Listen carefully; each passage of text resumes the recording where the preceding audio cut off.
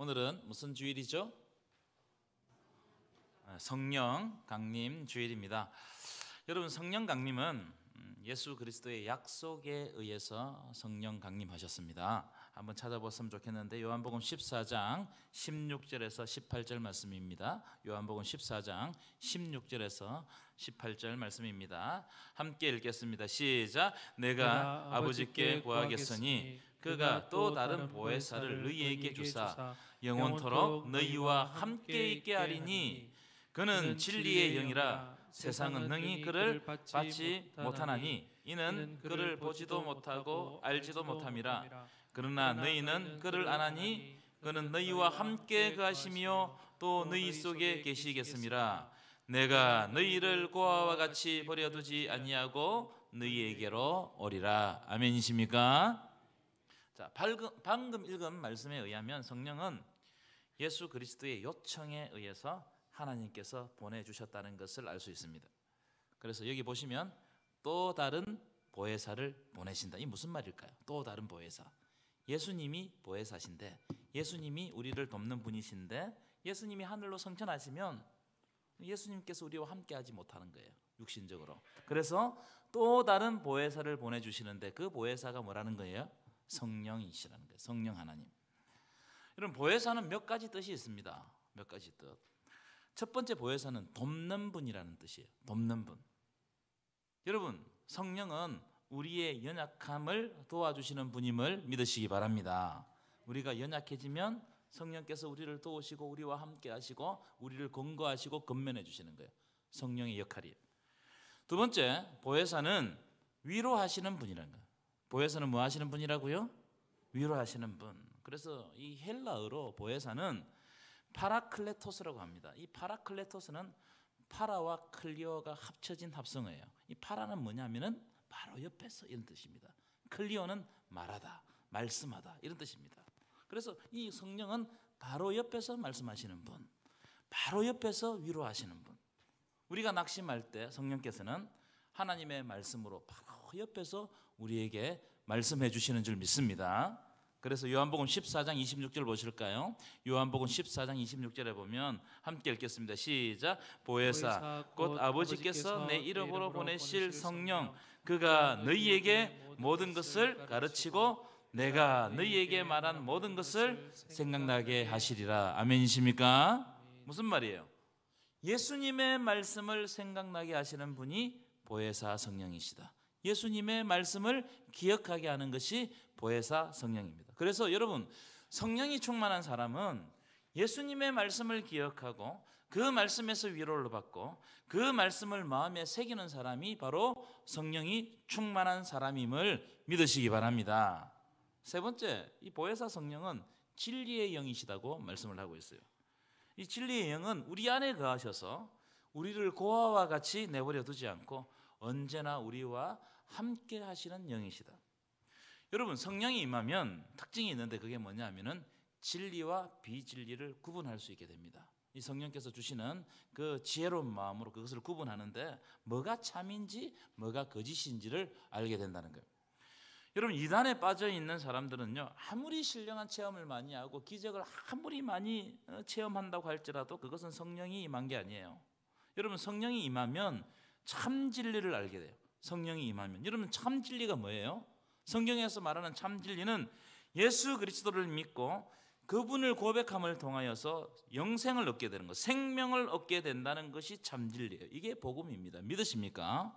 여러분, 우리가 복음을 믿는 것은 뭐예요? 예수 그리스도를 고백하고 그분을 통하여서 하나님과 연합하게 되고 하나님과 하나 되게 되는 것, 이것이 바로 복음인 거예요. 그래서 성령이 임한 사람은 반드시 예수를 믿게 되어 있습니다. 성령이 임한 사람은 누구를 믿는다고요?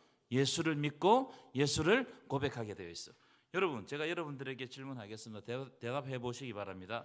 여러분은 예수님을 나의 구주로 믿으십니까? 그러면 성령이 임했다는 증거예요. 성령이 우리와 함께 한다는 그 표지가 내가 지금 예수를 고백하고 예수를 믿고 있는가, 이것이 성령이 나에게 임했는지 안 했는지가 드러나는 표지란 말이에요. 이 예수를 믿는 이 사역이 성령의 사역 가운데 가장 중요한 사역이다. 성령이 역사하시면 모든 사람들이 예수님 앞에 무릎을 꿇고 예수를 고백하고 예수와 연합하게 되는 거예요. 그런데 오늘 그 성령께서 우리 안에 거하시고 우리와 함께 하신다고 약속을 하고 계시는 거예요. 무슨 말이냐면 우리가 때때로요 시험을 당하고 환난을 당해도 성령께서 우리와 함께 하시기 때문에 어떤 환경 가운데서도 예수를 믿고 그분을 고백하게 한다는 거예요. 여러분, 우리가 때때로 환난을 당해요. 그러나 그 환난과 상관없이 어떤 일을 당하더라도 우리는 예수를 고백하게 되어 있는 거예요. 이거 뭐 때문에 그렇느냐? 성령께서 우리 안에 역사하고 계시기 때문입니다. 여러분, 성령께서 여러분 안에 역사하고 계심을 믿으시기 바랍니다. 성령께서 함께 하시는 사람은 하나님과 함께 동행하는 삶을 살아갈 수밖에 없는 거예요. 자, 이제 오늘 본문으로 들어가도록 하겠습니다. 자, 오늘 본문 내용을 보시면 오늘 본문 내용은 야곱의 죽음에 관한 기사입니다. 그렇죠? 야곱의 죽음에 관한 기사. 제가 여러 번 이 설교를 통해 가지고 말씀을 드렸는데 여러분, 죽음은 죽음으로서 끝나지 않습니다.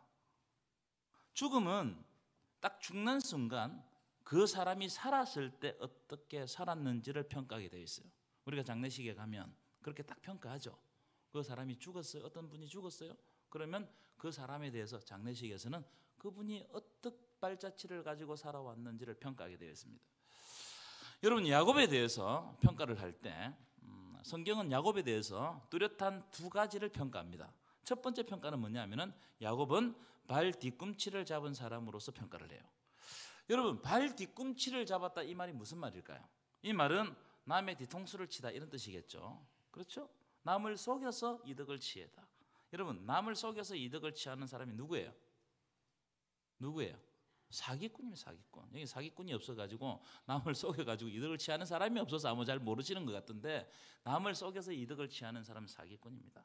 그래서 이 발 뒤꿈치를 잡다, 이 야곱이라는 이름 자체가 사기꾼이라는 이름이 들어있어요. 그러나 여러분, 우리가 야곱의 전체적인 삶을 평가할 때 야곱을 사기꾼이라고 평가하지 않습니다. 그 이유가 뭐냐면은 오늘 본문이에요. 야곱이 죽기 전에 자신의 삶을 아름답게 마무리했기 때문에 야곱을 사기꾼이라 평가하지 않습니다. 여러분, 인생의 전반을 살아가지만 우리는 마지막 부분을 기억하고 마지막 부분을 평가해요.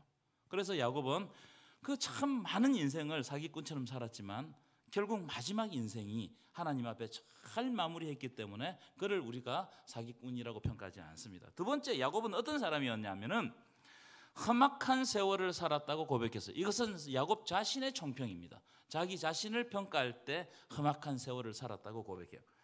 이 험악한 세월을 살았다는 이 말은요, 바로 앞에서 했던 고백 아니겠어요? 바로가 요셉이 아버지가 왔다는 소식을 듣고 요셉의 아버지 야곱을 만나는 거예요. 그런데 야곱이 바로를 만나는데 이 야곱이 너무나 늙어 보이는 겁니다. 그래서 바로가 이렇게 질문을 해요. 도대체 당신의 나이가 얼마냐? 당신 얼마나 많은 나이를 먹었느냐? 이렇게 물었더니 그때 야곱이 이런 이야기를 해요. 내가 살아온 날이 조상의 연조에 미치지 못하나 어떤 세월을 살았다고요? 험악한 세월을 살았다. 험악한 세월을. 험악한 세월을 살았기 때문에 내가 이렇게 늙어 보입니다. 아마 이런 식으로 대답을 했던 것 같아요. 여러분, 우리의 삶에는요 험악한 세월이 있어요. 험악한 세월. 누구에게나 험악한 세월은 펼쳐집니다. 험악한 세월이 없는 사람은 없어요. 누구나 다 일정 기간은 험악한 세월이 자기 자신을 괴롭혔을 거예요. 우리가 그동안 이 창세기를 강의하면서 요셉의 삶에 대해서 우리가 살펴봤잖아요. 요셉도 자세히 보시면 험악한 세월을 살았던 사람입니다. 아마 여기에 요셉과 같은 일이 펼쳐졌다면 여기에 살아있을 사람이 몇 없을 거예요. 요셉도 아주 험악한 세월을 살았던 사람입니다. 요즘 새벽기도 시간에 다윗에 대해서 살펴보고 있는데 다윗도 쉬운 시절을 살지 않았습니다. 다윗도 험악한 세월을 살았어요. 자기 아들이 자기에게 칼을 겨누었어요. 여러분, 얼마나 충격을 받았겠습니까? 험악한 세월을 살았어요. 그런데 우리는 그들을 뭐라고 부르느냐? 믿음의 조상이라 부르고 믿음의 영웅이라고 부릅니다. 왜냐하면 그들 모두는 하나님의 말씀을 붙잡고 살았고 믿음으로 살았기 때문이에요. 믿음으로 살았다. 여러분, 히브리서 11장 13절에 보면 이렇게 되어 있어요. 이 사람들은 다 무엇을 따라 죽었다고요? 믿음을 따라 죽었다. 이 사람들은 다 무엇을 따라 죽었다고요? 믿음을 따라 죽었다. 여러분, 믿음의 사람들은 믿음으로 평가받는 거예요. 믿으시기 바랍니다. 믿음의 사람은 무엇으로 평가받는다고요? 믿음으로 평가받는 거예요. 믿음으로. 그래서 믿는 사람들은 뭐 세상적으로 큰 업적을 남기는데 마음을 두지 않아요. 믿는 사람들은 사도 바울의 고백처럼 그저 나의 달려갈 길을 다 마치고 믿음을 지켰다고 고백하는 거예요. 나의 달려갈 길을 다 마치고 믿음을 지키는 이것이 우리의 영광이요 우리의 자랑인 것입니다. 여러분, 우리의 영광과 우리의 자랑이 무엇입니까? 하나님께서 나에게 맡겨주신 이 믿음의 길을 끝까지 완수하고, 그리고 주님 앞에 섰을 때 내가 믿음 지키며 살았다고 고백하는 것, 이것이 바로 우리의 영광이고 우리의 자랑인 줄 믿으시기 바랍니다. 여러분, 야곱은요 발 뒤꿈치를 잡는 사람이었고 험악한 세월을 산 사람이었습니다. 그러나 우리가 야곱을 기억할 때, 야곱을 평가할 때, 야곱을 총평할 때 야곱은 발 뒤꿈치를 잡은 사람이다, 사기꾼이다 이렇게 기억하지 않습니다. 험악한 세월을 살았던 사람이다 이렇게 기억하지 않아요. 우리는 야곱을 기억할 때 어떤 사람으로 기억합니까? 축복의 사람으로 기억해요. 그렇죠? 야곱하면 축복이에요. 축복. 왜냐하면 그가 말년에 그 전 세계를 다스렸던 바로도 축복했고 자기의 손자 에브라임과 므낫세도 축복했고, 오늘 본문을 보시면 자기의 12 아들들을 축복하는데 어떻게 축복했다고요? 그 분량대로 축복했다는 거예요. 분량대로 축복하는 사람이었다. 그래서 오늘 말씀은요 야곱의 축복의 의미에 대해서 한번 살펴보고, 그리고 야곱의 죽음의 의미에 대해서 한번 살펴보는 시간으로 가지도록 하겠습니다. 첫 번째, 야곱의 축복의 의미예요. 우리가 아는 것처럼 야곱은 젊은 시절에 축복의 목숨 걸었던 사람입니다. 이건 좋은 뜻이 아니에요. 야곱은 축복했던 사람이에요. 창세기를 살펴보면 야곱이 받으려고 했던 축복이 뭡니까? 이런 마음으로 축복을 받으려고 했던 것 같아요. 형 에서보다는 잘 돼야 된다. 형 에서보다는. 왜냐하면 야곱은 태어날 때부터 형보다 약하게 태어났어요. 가진 것이 없었어요. 그래서 형을 밟고서라도 형을 이겨야 된다. 형보다 잘 되는 것, 이것이 야곱의 목표였어요. 에서보다는 분명하게 더 잘 살아야 된다. 그러니까 그런 생각이 드니까는 에서가 받을 축복을 가로채버리는 거예요. 수단과 방법을 가리지 않고 이렇게 축복을 빼앗아 온 겁니다. 그런데 야곱이 험악한 세월, 130년의 험악한 세월을 살고 보니까 그렇게 축복을 쟁취하는 것이 별로 중요하지 않다는 것을 깨닫게 되었어요. 이걸 깨닫는 것이 굉장히 중요합니다. 축복은 쟁취하는 것이 아닙니다. 복은요 하나님께서 주시는 것임을 믿으시기 바랍니다. 복은 누가 주신다고요? 하나님이 주시는 거예요. 축복은 사람이 쟁취하는 게 아니에요. 그렇게 야곱이 억지로 축복을 쟁취하는 것은 엄청난 후유증을 남깁니다. 어떤 후유증을 남겼어요? 그 축복 때문에 형제, 단둘이 형제인데 형 에서와 20년간 원수로 산단 말이에요. 얼마나 불행한 삶입니까? 그래가지고 형을 피해가지고 하란으로 도망했는데 외삼촌 집에서 더부살이를 합니다. 참 외삼촌이 고마운 사람이죠. 그런데 외삼촌과 헤어질 때는 형 에서와 원수진 것처럼 라반과 외삼촌 라반과도 원수처럼 헤어져요. 하나님이 중재해가지고 겨우 목숨만은 살렸어요. 여러분, 사랑했던 사람들과 관계가 틀어지거나 관계가 깨어지는 것은 이건 굉장히 고통스러운 일입니다. 이것은 축복이 아니고 뭐라고요? 저주인 거예요. 축복을 쟁취하려고 하면 축복이 오는 것이 아니고 뭐가 온다고요? 저주가 온다 이 말이에요. 그 이후의 삶도 야곱의 삶을 보면요, 자기 딸 디나가 강간을 당하고 그 오빠들이 복수심으로 말미암아 이 세겜 족속들을 다 죽여버리고 그것으로 말미암아 이 야곱 족속이 멸망당할 뻔했어요. 이 얼마나 위험한 일인지 몰라요. 뿐만 아니라 야곱은 가장 사랑하는 아들을 잃었어요. 야곱이 죽은 줄 알았잖아요. 얼마나 여러분 뼈에 사무치는 이야기였습니다. 그런데 조금 있으니까 베냐민도 데려가야 된다는 거예요. 얼마나 불행한 삶입니까 여러분. 축복을 억지로 쟁취하려고 했던 삶은 축복이 아니라 저주의 삶이더라는 거예요. 여러분, 복된 삶은요 무조건 축복하면서 세상이 원하는 축복을 따라가는 삶이 복된 삶이 아닙니다. 여러분, 복된 삶이라는 것은 오히려 남을 축복해 주는 삶이 복된 삶임을 믿으시기 바랍니다. 믿습니까? 내가 영적 권위를 가지고 남을 축복해 주는 그 삶이 복된 삶이에요. 그래서 내가 가진 것이 별로 없지만 야곱은 여러분 지금 아무것도 가진 거 먹을 것이 없어가지고 애굽으로 내려갔어요. 그러나 야곱은 축복할 수 있는 영적 권위가 있는 거예요. 여러분 이게 진짜 복입니다. 축복요 아무나 못합니다. 진짜 축복은 하나님이 그에게 영적인 권위를 주셔야 복을 줄 수 있는 거예요. 축복할 수 있는 거예요.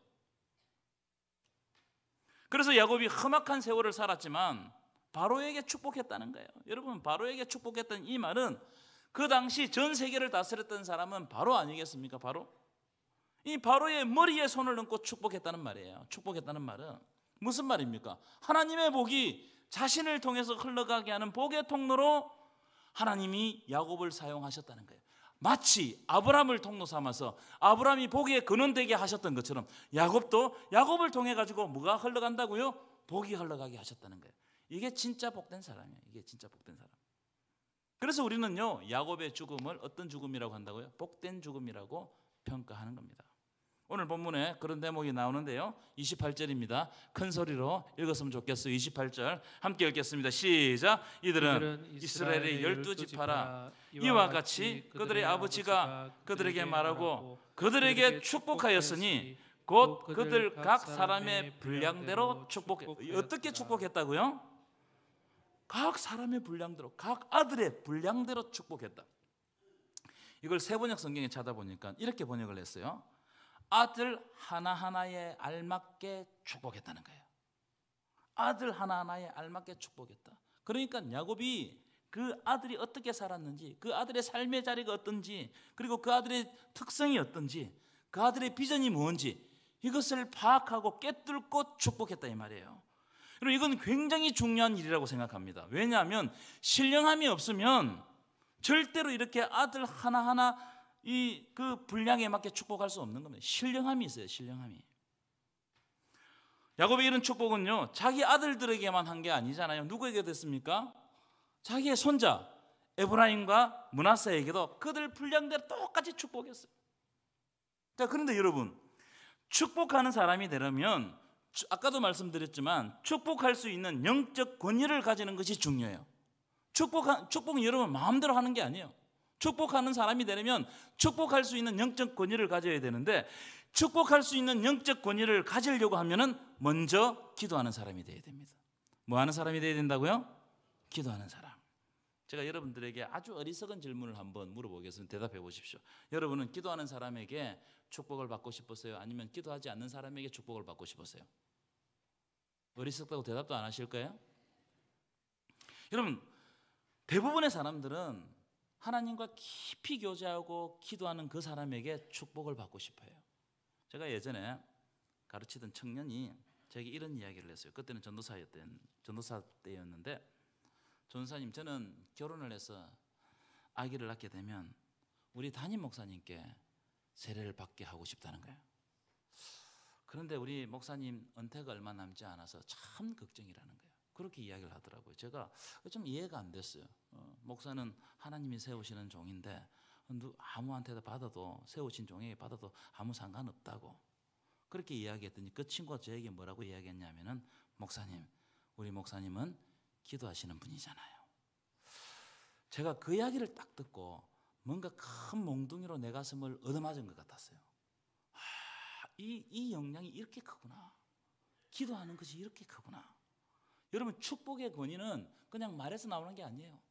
축복의 권위는 어디에서 나온다고요? 기도에서 나온다고요. 이것을 아는 사람은 하나님께 매달리는 거예요. 여러분 축복의 권위를 달라고 매달려야 돼요. 하나님과 연합해야 돼요. 하나님을 붙들어야 되는 거예요. 야곱을 한번 보십시오.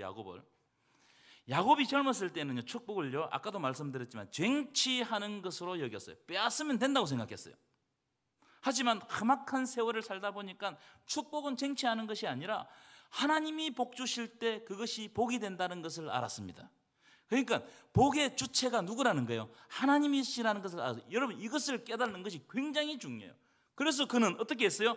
하나님 붙들고 씨름하는 사람이 되었어요. 이스라엘 어디에서 나왔습니까? 하나님 붙들고 끝까지 씨름할 때 하나님께서 네 이름은 이제는 야곱이라고 하지 말고 뭐라고 하라고요? 이스라엘이라 하라. 하나님께서 복 주실 때까지 놓지 않겠습니다. 이때 야곱이 이스라엘이 된 거예요. 복받는 사람이 된 겁니다. 여러분, 축복하는 사람이 되시기를 원하십니까? 그러면 하나님 붙들고 씨름하시기를 간절히 축원합니다. 하나님 붙들고 씨름해야 돼요. 하나님께 매달려야 돼요. 하나님과 깊은 관계를 가져야 돼요. 이때 축복할 수 있는 영적 권위가 생기는 겁니다. 여러분, 오늘부터 기도하면 하나님께서 여러분들에게 영적 권위를 주실 줄 믿습니다. 두 번째, 야곱은 자기의 죽음을 통해서 약속의 땅을 바라보게 했기 때문에 야곱의 죽음은 아름다운 죽음이라고 평가받는다는 거예요. 자, 29절입니다. 29절 한번 읽어볼까요? 함께 읽겠습니다. 시작. 그가 그들에게 명하여 이르되 내가 내 조상들에게로 돌아가리니 나를 햇사람 에브론의 밭에 있는 굴에 우리 선조와 함께 장사하라. 야곱이 자기 자식들에게 내가 죽거든 이 애굽 땅에 묻지 말고 우리 조상 아브라함이 헷 족속에게 구입한 막벨라 굴에 장사하라는 거예요. 이걸 유언으로 남겼어요. 마지막 명령으로 남깁니다. 자, 이 막벨라 굴은 여러분들이 아시죠? 제가 설교를 했기 때문에 아브라함이 자기 아내 사라가 죽자 헷 족속 에브론에게서 아주 비싼 값을 지불하고 산 땅이 이 막벨라 굴이에요. 그 주변 땅을 다 샀습니다. 땅 주인 에브론이 아니 아브라함 당신하고 내하고 모르는 사이도 아니고 그냥 써도 된다고 그냥 사용하라고 했어요. 그러나 아브라함이 굳이 우기는 거예요. 땅값을 지불하겠다는 겁니다. 그래서 은 400세겔 어마어마한 돈 은 400세겔을 지불하고 그 땅을 샀어요. 그 왜 그랬을까? 안 사도 되는데 샀단 말이에요. 그 이유는 하나님이 이 땅을 너와 내 자손에게 주리라고 하신 그 약속 때문에 그 땅을 사는 거예요. 그 땅을 먼저 취하는 거예요. 그래서 이 땅이 자기와 자기 후손들의 땅이 될 것이라는 것을 확신한 의미로 그 땅을 딱 구입했어요. 후손들에게 보여주려고. 그래서 그 막벨라 굴에 자기 아내 사라도 묻히고 자기도 묻히고 아브람도 묻히고 자기 아들 이삭도 묻히고 리브가도 묻히고 그리고 야곱의 첫 번째 아내 누구죠? 레아도 막벨라 굴에 묻혔어요. 아브람 가문에 장례식이 있을 때마다 그 후손들에게 이 땅은 하나님이 약속하신 땅이라는 것을 그들의 죽음과 장례식을 통해서 계속 후손들이 기억하게 만드는 거예요. 이 땅은 누구의 땅이라는 거예요? 하나님이 약속하신 우리에게 주신 땅이라는 것을 후손들이 계속 기억하게 만드는 겁니다. 그것 때문에 아브라함의 후손이 그걸 기억하고 믿음의 명문가정 되는 거예요. 야곱도 마찬가지입니다. 여러분, 지금 야곱의 모든 가족들은 흉년 때문에 애굽에 내려와 있습니다. 애굽은 풍요로웠어요. 하지만 야곱이 죽을 때가 되자 자기 아들들에게 명령하는 겁니다. 내가 죽거든 이 풍요로운 땅에 묻지 말고 하나님께서 약속하신 그 땅으로 가서 나를 묻어달라고 이 유언을 한 거예요. 명령을 한 거예요. 왜냐하면 그 땅은 하나님과 약속한 땅이고 그래서 너희와 너희 후손들이 돌아가야 할 땅임을 자기의 죽음을 통해서 자기의 장례식을 통해서 그 후손들에게 깨닫게 하는 거예요. 얼마나 깊은 의미가 있는지 몰라요. 무슨 말이에요, 여러분? 너희들이 지금 애굽이 풍성하고 애굽에 양식이 있다고 애굽의 풍성함에만 세상의 풍성함에만 빠져 살지 말고 죽음이 가까울수록 어떻게 하라는가요? 하나님 나라를 기억하라. 하나님 약속을 기억하라. 하나님 나라를 기억하고 그 하나님 나라를 기대하고 기다리고 사모하는 것이 믿음의 후손들이라는 거예요. 그래서 요셉이 어떻게 합니까? 자기 자신도 그렇게 유언합니다. 너희들이 이 땅을 나가거든 내 유고를 메고 가라는 거예요. 우리는 여기에 뼈먹고 살 사람이 아니고 어디로 가야 된다는 거예요? 하나님 나라, 하나님께서 약속하신 땅으로 가야 된다는 거예요. 여러분, 믿는 사람의 죽음은요 단순한 죽음이 아니에요. 믿는 사람의 죽음은 하나님이 약속하신 하나님 나라에 입성하는 것임을 믿으시기 바랍니다. 그렇기 때문에 우리는 우리의 삶과 죽음을 통하여 우리의 후손들이 하나님께서 약속하신 약속의 땅 바라볼 수 있도록 하나님 나라 바라볼 수 있도록 살고 죽는 것이 우리의 사명임을 믿으시기 바랍니다. 이게 우리의 사명이란 말이에요. 여러분, 뭐가 우리의 사명입니까? 나의 삶과 죽음을 통해서 내 후손들이 우리는 이 땅에 살 사람이 아니고 하나님께서 예비하신 저곳으로 가야 되는 사람임을 자각하게 만드는 것이 우리의 사명이다. 그런 의미에서 볼 때 여러분, 야곱의 죽음은 참으로 의미 있는 죽음이었어요. 그의 죽음이 그를 믿음의 조상으로 평가하게 하는 거예요. 여러분들도 다 죽을 건데 죽고 난 다음에 그분이야말로 우리 가문에 믿음을 세우신 분이라고 그런 평가를 받으시기를 간절히 축원합니다. 여러분, 우리의 삶과 죽음을 통해서 우리의 후손들이 하나님 나라를 바라보게 하는 것이 우리의 사명임을 믿고 죽는 순간까지 약속의 땅 하나님 나라를 바라보시는 저와 여러분 되시기를 간절히 축원합니다. 세 번째, 야곱은 죽기 전에 자기가 살아왔던 삶을 잘 정리했기 때문에 그의 죽음은 아름다운 죽음이라고 말씀을 하고 있어요. 33절입니다. 33절 큰 소리를 읽겠습니다. 시작. 야곱이 아들에게 명하기를 마치고 그 발을 침상에 모으고 숨을 거두니 그의 백성에게로 돌아갔더라. 야곱은 죽기 전에 그 아들들에게 할 말을 다 마쳤다는 거예요. 이 부분을 잘 봐야 됩니다. 여러분, 죽고 나면 말을 할 수가 없어요. 죽기 전에 내 할 말을 다 마쳐야 돼요. 그리고 마지막에 그 발을 침상에 모으고 숨을 거두었다는 겁니다. 가지런하게 마지막 순간 발을 침상에 모으고 죽었다는 거예요. 이 뭘 의미하는 장면일까요, 여러분? 목사들은 임종 장면을 자주 봅니다. 요즘 코로나 이후에는 다 병원에서 돌아가시기 때문에 그렇게 못했는데, 제가 처음에 부목사 생활할 때만 하더라도 임종하면은 꼭 새벽이든 밤이든 불러서 목사님 불러서 기도를 받게 했어요. 근데 임종 기도하러 가면 어떤 분은 굉장히 고통스럽게 죽어요. 고통스럽게. 소위 믿음이 좋다고 하시는 분들 가운데도 이 죽음 앞에서 두려움에 사로잡혀가지고 죽는 분들이 간혹 있어요. 그래 몸을 비틀고 눈을 감지 못하고 얼굴을 일그러진 채 그렇게 돌아가시더란 말이에요. 그 장면을 보고 난 다음에 장례식을 집례하잖아요. 마음이 굉장히 무겁습니다. 마음이 무거워요. 근데 어떤 분은요, 임종 기도하러 가면 그분이 숨을 거둘 때 그분의 얼굴을 보면 이분이 정말 천국에 갔겠구나 하시는 분들이 있어요. 감동을 주시는 분들이 있어요. 모든 유언을 다 남기고 자기의 마지막 자리를 다 정리하고 자기가 입고 갈 옷까지 다 마련해 놓고, 그리고 마지막 순간에 너무나 평안하고 아름다운 모습으로 찬송 부르며 숨을 거두시는 분들을 종종 봅니다. 마치 오늘 야곱처럼, 본문의 야곱처럼 발을 침상에 모으고 숨을 거두는 분들이 있다는 거예요. 여러분, 그 발을 침상에 모으고 숨을 거두었다는 말은 자신의 삶을 어떻게 했다는 거예요? 아름답게 마무리했다는 거예요. 자신의 삶을 아름답게 마무리했어요. 여러분, 우리 인생의 삶이라는 것이 질고의 삶이 많잖아요. 야곱처럼 야곱과 같은 자기 이름과 같은 뒤통수를 치고 남을 아프게 했던 사람도 있어요. 근데 마지막 순간 아름다운 마무리를 하게 되면 거기에서 교훈이 나옵니다. 여러분, 우리는 지금부터 우리의 삶을 잘 정리할 필요가 있어요. 여러분, 죽음은요 어떤 특별한 현상이 아닙니다. 죽음은요 일반적인 현상이고 보편적인 현상이에요. 그래서 이 세상에 온 모든 사람들이 다 죽어요. 안 죽는 사람은 없습니다. 다윗도 자기 아들 솔로몬에게 이런 이야기를 해요. 내가 모든 사람이 가는 길로 가게 되었다. 무슨 말이에요? 모든 사람이 그 길로 간다는 거예요. 이건 진리예요. 다윗도 갔어요. 이 말이 무슨 말입니까, 여러분? 늘 죽음을 염두에 두고 살아야 되고 나는 죽는 사람이라는 것을 알아야 된다, 이 말이에요.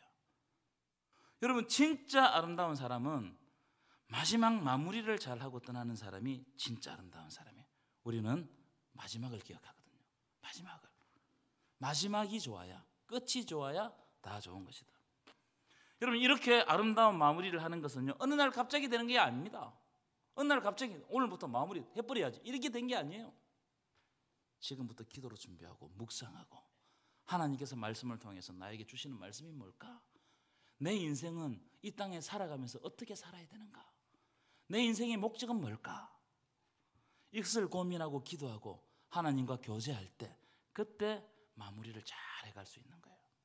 그리고 마지막 날 발을 침상에 모으고 숨을 거둘 때 하나님 앞에서 하나님, 나는 나의 달려갈 길을 다 마치고 믿음을 지켰다고 고백할 수 있고, 남겨진 사람들에게는 축복을 오늘 야곱처럼 분량대로 다 하고 분량대로 특성에 맞게 다 축복하고, 하나님이 부르실 때는 기쁨으로 하나님을 만나야 할 줄 믿습니다. 이런 삶이 아름다운 삶이다. 여러분, 이번 한 주 나의 삶은 내가 죽고 난 다음에 어떻게 평가될까? 이 질문을 자기 스스로에게 던지시고 다시 하나님 앞에서 아름다운 마무리를 위해서 새롭게 출발하시는 저와 여러분 되시기를 간절히 축원합니다. 기도하시겠습니다. 참 좋으신 하나님 아버지, 이번 한 주간 동안 나의 삶을 돌아보게 하시고 이제 이 땅에 남아있는 하나님께서 허락하신 시간 동안 하나님 앞에서 사람 앞에서 아름다운 열매를 맺는 삶을 살아가게 하여 주옵소서. 이 땅의 것들을 바라보고 바쁘게 사느라고 약속의 땅 하나님 나라를 잊지 말게 하시고 시간마다 고개를 들어 하나님의 약속, 하나님 나라를 기억하는 삶을 살게 하옵소서. 예수님의 이름으로 간절히 기도하옵나이다. 아멘.